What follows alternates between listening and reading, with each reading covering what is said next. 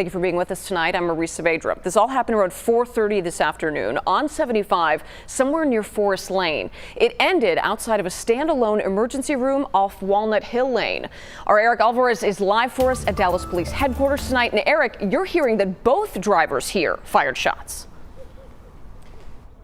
Yeah, that's the information coming out of Dallas Police headquarters. Right now, investigators are trying to get to the bottom of that apparent road rage shooting that left one woman in the hospital and two men on the run. Take a look at this. At least one bullet shattered the glass of the passenger side window of a Chevy Malibu that ended up at the Preston Hollow emergency room after people in two cars exchanged gunfire.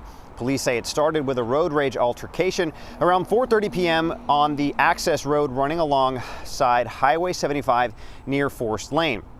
Someone in a second car fired into the Malibu, striking a woman in the passenger seat. The driver of the car she was in fired back. Now, two men in the second car drove off and the Malibu rushed to the ER. Right now, police say the woman is in stable condition. Now, police have not released a description of the second vehicle, but if you saw anything, if you were in the area, if you saw anything, if you heard anything near Highway 75 between Forest and Walnut Hill Lane, please call the police. Live at DPD headquarters, I'm Eric Alvarez.